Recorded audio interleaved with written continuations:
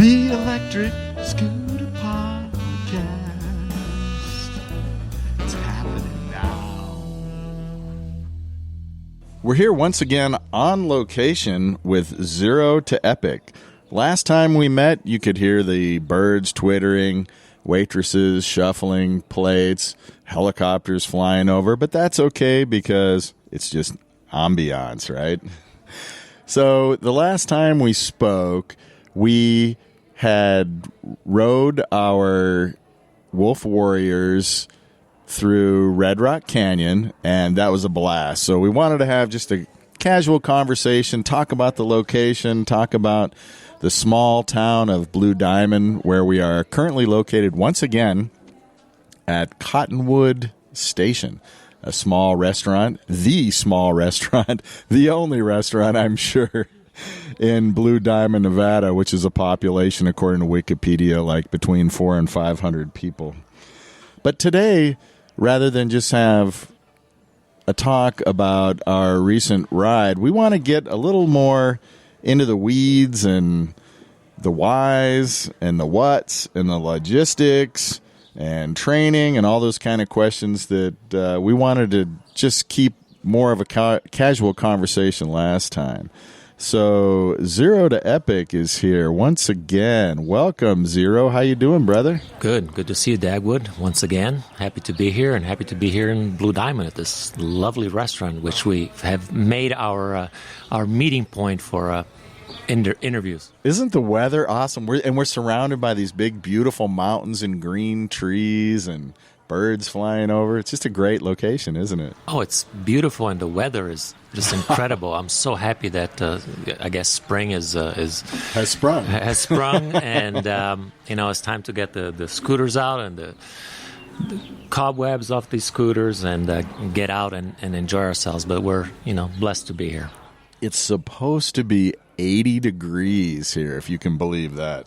Oh, I hope I get 80 degrees on my trip cross country. I don't think that will be the case in the northern part of the United States, but that would be nice. But cool weather, I find, is actually nice on a scooter. Once you put all your gear on and everything, you're going to sweat. So I would think like 60s would be optimal. Yeah, actually, I'm hoping for anywhere in the 60s would be best for me because of the gear, and I'm sure we'll cover gear and what I'm wearing, but, I'll be head to toe protected and it will be making me warm. But yeah, I'm hoping for anywhere between 60 and 70 would be amazing. That would be awesome. And like you said, since you're up north a little bit, let's hope that can happen. One of the things we want to do before we close this podcast is ask scooter heads, or at least provide scooter heads with the information that they need so that they can help you, because one of the first things we're going to talk about is logistics. But I'd like you to, before this podcast is over, talk about your GoFundMe page and things that we can do to help you make this adventure epic. Yeah, absolutely. And we'll cover all of that at the end. I'll give all my contact information, how you can help. But I did start a GoFundMe, which has gotten some great momentum here in the last week or two. Oh, good. I'm going to say we're about, 60, 65% of the way there of the goal. And it will help me tremendously with expenses. Obviously, I'll be gone for about 45 days, I imagine, between driving to the East Coast, scootering around, cross country, and then driving back. So there's a lot of, campground nights, motel nights, food, fuel for the support vehicle. So there are a lot of expenses, but the community has really rallied around me and sponsors, and it's been amazing. And you got to plan for the unexpected, because the one thing that for sure is going to happen is something that you did not plan for. Yeah, and that's my mentality is I plan and worry about what I can plan for, and I take care of that. And but I know there will be things that will happen on the trip and things that I don't even foresee, and more expenses. So yeah, whatever help people can give me, that'll be awesome. And I created this new thing where for $50 you can have your name on my riding suit. Oh, nice. So people have loved that idea. So I have these riding suits, which I'll be wearing some of them, throughout the trip, and you can get your name on there. for a minimum $50 donation to my GoFundMe, and a lot of people, I'm going to say about 30 people have already joined, and they put their usernames of their social media. Electric Scooter Podcast, that's got to be on there. You're already on there. Awesome. Maybe those stickers we should turn into a patch, too. You could, if you can turn it into a patch, I'll be happy to put it on my suit, but your name is already on there, but a lot of people are having fun with it. They're buying it for, a spot for their children or spouses or their businesses. Oh, that's cool. And, you'll be immortalized on a suit worn on a cross-country ride on a scooter. And you are certain to be broadcast on local news and maybe even national news because we'll get into a little bit later about Highway 20, the US 20, and those promotions and the things that are happening when you go through. We all know true scooter heads who watch the Electric Scooter Guide and listen to the Electric Scooter Podcast are somewhat familiar with what you're doing and why. But for first-time listeners, of which we have a lot, apparently we're doing pretty good in Australia, of all places. They must be big on scooters down there. But for people who are not familiar, could you please just tell us exactly what you're doing and the noble reason, frankly, why you're embarking on this incredible journey? Okay, yeah. Even though it is, something truly unique and difficult and incredible, as you said it, I am a relative newbie to the scooter world. I'm a new scooter head. And in fact, 3 months ago, I didn't even own a scooter. I had ridden those shared ride scooters, in Los Angeles, San Francisco, wherever, San Diego. But I didn't even own a scooter. But the reason for the trip and, how it started is my father was an environmentalist in Brazil. And he spent his life dedicated to the preservation of the environment. And he passed away in November of 2020. And when he passed away, I started thinking about my own legacy. What was I doing to make the world a better place, and especially in terms of the environment, which was his cause. And as I started thinking about that, I realized that I wasn't doing a whole lot, if anything.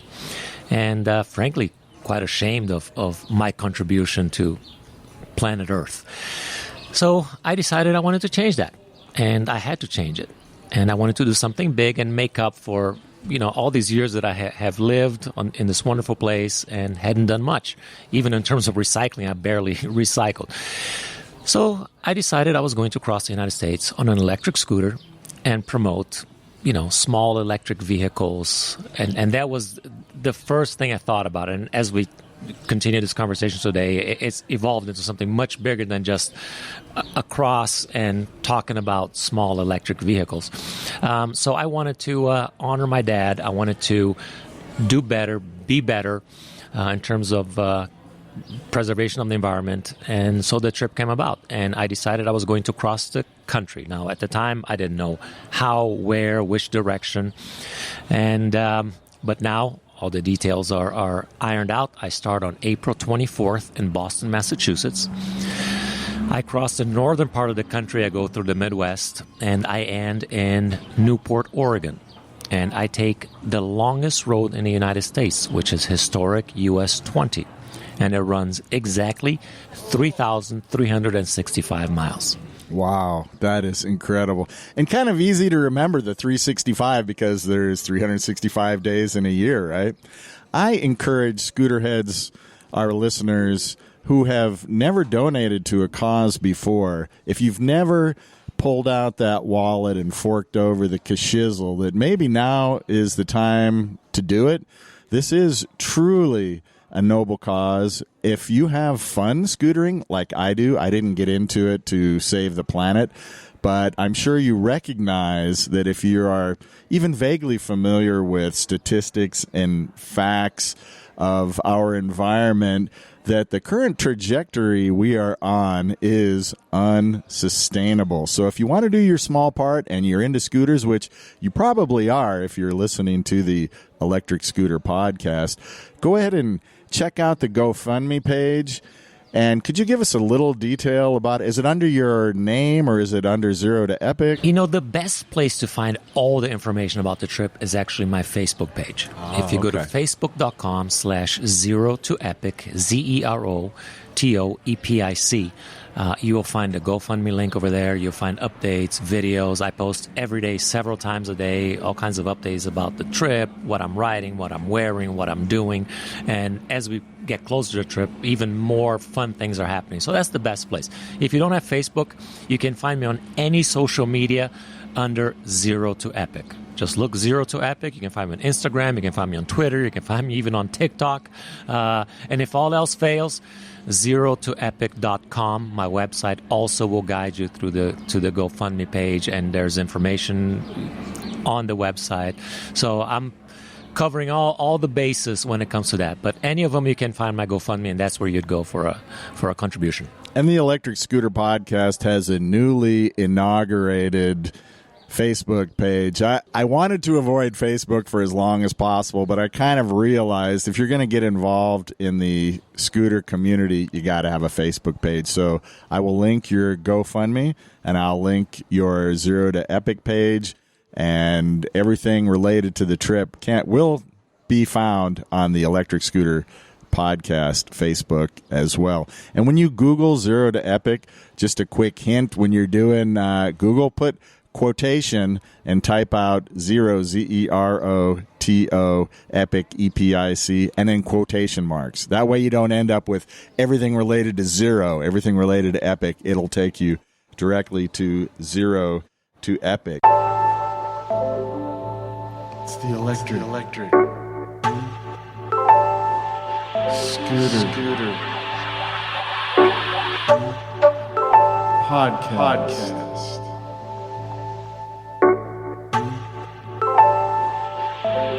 Las Vegas,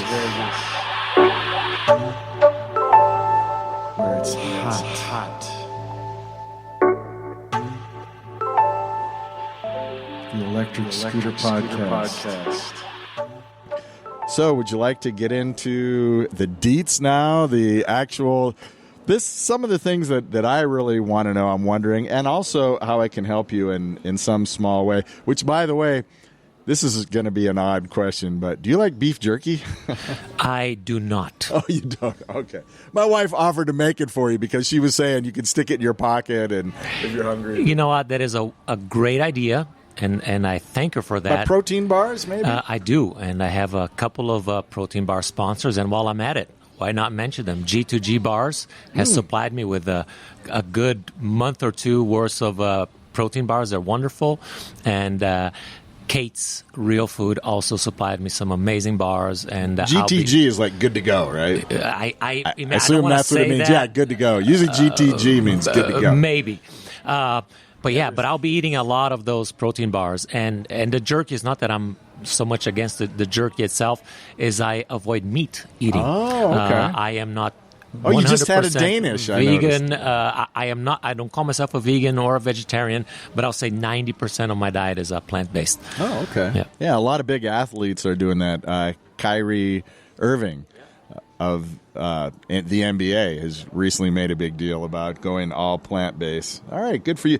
If that helps you in your training and as an athlete, then I think that's a great thing. Can you tell us? I know you've done triathlons and marathons and things like that, but this has got to be a very different type of training. I imagine it would be legs, and you notice I'm wearing the little tendonitis band on my right arm. I think that's from a lot of trigger throttle on electric scooters. What are you doing in order to prepare for such a massive journey?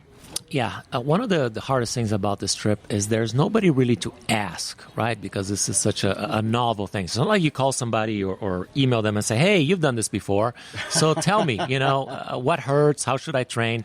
So everything is trial and error. So the first thing I did in order to even know how to train and how to prepare is I took a long ride. So I went on a 6.5-hour ride. And obviously there's no scooter that will go 6.5 hours, so I just would ride until the scooter was almost dead. And then fortunately, I have several scooters at home. And I just change, drop one off, hop on the other one, go again. And I went for about 6.5 hours straight. And here were my findings. Is I ride with my left leg in the front and the right leg in the back. I noticed that my weight shifts towards the back leg. So the back right leg, in my case, is the one that was kind of tender and sore and got tired. And, the glutes as well. So I quickly realized legs were going to have to be worked on. My back, because the back standing for that many hours, I'm, not necessarily young. I'm in my late 40s, for everybody wondering. So legs, glutes, back, and ironically, as you said, a lot of these scooters have finger throttles, right? Yeah. If you're familiar with scooters, some have thumb throttles and some have finger throttles. So basically, your index finger, you just keep pulling it if you're not using cruise control, which some scooters have, which some don't. So my index finger was really getting tired, and my forearm, my right forearm. Yeah, you feel it in your elbow, up your forearm, up near the elbow, right? I haven't gotten there yet, but my right forearm really was hurting after that long ride. So I go to the gym daily. Okay, every day I go, I work out my legs every day, and then I do some upper body workout, and I work my back, every other day. So yeah, I'm actually doing it, as silly as it seems, a scooter training, scooter endurance training, I guess I would call it. And just as a sidebar for our listeners, you mentioned that you put your left foot forward and your right foot to the rear. That is what is known as regular foot. Correct. I'm goofy foot, and goofy is when you put your right foot forward and your left foot to the rear. They use those two terms, regular foot and goofy foot, for skateboarding, for surfing, snowboarding. So let's go ahead and apply it to scooters right now. Henceforth, if you put your left foot forward and your right foot to the rear, you are a regular foot.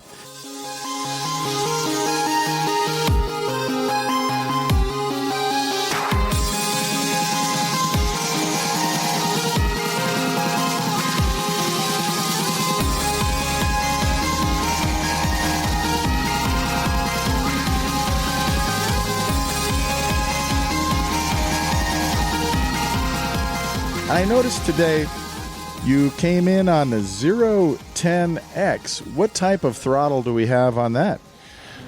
It's a 010X Limited, which is different from the 010X. Ooh. So I got to make sure, my sponsors don't get upset at me. But, this is an awesome scooter. And the throttle, okay, I mentioned in the past that all my scooters are in stock form. Okay, I was offered modifications by the scooter manufacturers and the suppliers who got me the scooters. And I rejected any mods. I wanted them to be ridden as they would be by anyone who bought them from a store. So I didn't want a special scooter. I didn't want any changes. I didn't want to make them better. If I'm riding across country, I want a regular person who wants to buy one to get the exact same thing. And show, and I want to show that these scooters are actually qualified, should they be, to go long distances and ride in all kinds of conditions. But I made one exception. The guys at Falcon PEV, who got me two of these 010X Limited, they asked if they could make a change, and they actually got me a scooter with not only thumb throttles, which some people prefer thumb, some prefer finger, but since all my other scooters most of them are finger throttle, it was nice to have a thumb throttle. Yeah. So throughout the day, I can actually give my hand a break and my fingers a break, or at least my index finger, because now I use my thumbs. But not only did they give me a scooter with thumb throttles, they actually put throttles on both sides. I don't know if you even noticed that. Wow. There's a throttle on the left and a throttle on the right. That is Falcon amazing. So that is super customization. Falcon is the name of the company? Falcon PEV. Yeah. Remember They're that the name. ones who produce the Zero scooters and the VSET scooters, which are just now arriving or have arrived recently in the United States. But it has two throttles. And they said, you know what? When your right thumb gets tired, you use the left. What a great idea. That is brilliant. So I was testing it because everything is on my right hand. So I was riding here, and it's about a 14-mile ride from my house. And I'm going to ride this baby home. So, this thing goes 30 plus miles on a charge. So I was testing the left and the right, and it's really neat. It's not something I don't think they do for anyone else. So I call this the Zero 10X Limited Zero to Epic Limited Edition.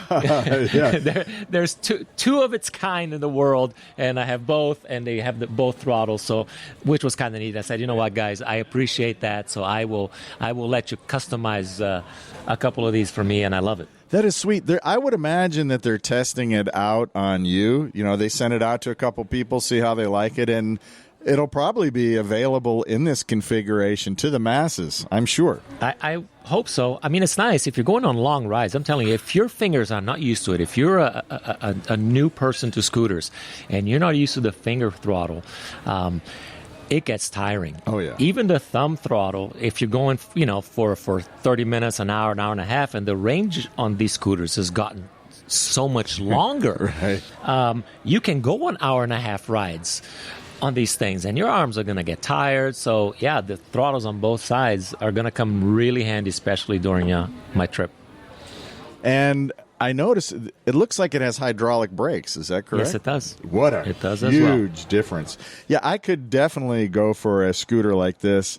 Not maybe so much for off-road. Have you gone over any big bumps? I'm wondering, with the thumb throttle, like Inokim, they have software that regulates so that it can kind of tell when you unintentionally slap the throttle so it doesn't jerk you forward. Have you, on this Zero 10X Limited, have you noticed when you go over a big bump, does it kind of modulate so you don't I don't know the answer forward? To that. I did not hit any bumps, but it's very smooth, and it has actually 5 different gears, so you can start slow, going 1 and go all the way up to 5. But there's also an app. See, this is another nice thing about this scooter, is there's an app where you can regulate, instead of doing the P settings as some of the other scooters like the Wolf that you own. You do everything on an app. Oh, that's sweet. So I made it so it has the longest possible range, but also it doesn't go quickly off the line. So it's a smooth acceleration. So even if I press, to answer your question, the throttle too hard, it's not going to just jerkily leap forward like you do on a Wolf Warrior 11 if you are in the setting that makes a quick acceleration. And again, on most of these higher end type scooters, it is important to go through the P settings. P stands for program. Go through the program settings and set it up so that if it has an eco mode or a single engine as opposed to dual, that's generally how you want to start off. And also, make sure that you have it set to kickstart, because if you're transporting it, and some of them, if you touch the throttle, it'll start spinning the wheels. And I have it in the back of a truck or inside of my van, so I make sure it's usually 0 or 1. 0 being you have to kickstart it, and 1 you just touch the throttle. Why don't you explain kickstart for the newbies? Thank you. Kickstart, it means that you have to normally have 1 foot on your scooter and your other foot get the scooter rolling. So it senses movement and then it kicks in the power. So if you have it strapped down, or it could even be in your living room, you have a toddler or somebody around and they touch a button, it doesn't just take off. You need to actually have forward movement on the scooter before the throttle will kick in. And most scooters, not all, the lower end don't have it, but the higher end scooters give you the option. Yeah, and especially on the higher end scooters, because they take off so quickly. Oh, yeah. That's why you don't want to just have somebody, like a child, get on it and pull the throttle. So I also recommend is you do the kickstart option. Wow, what a great interview, but it's not over with Zero to Epic. Zero emissions, epic adventure. Stay tuned next week where we'll be discussing the logistics. Apparently, so far, he's got like 6 different types of scooters. We're also going to discuss what kind of mileage he plans to get. touch on cruise control a little bit, which is going to be really important during this trip, dual versus single motors, when to use which, and logistics. So until then, keep the shiny side up and the dirty side down. Be with us next week. You don't want to miss it.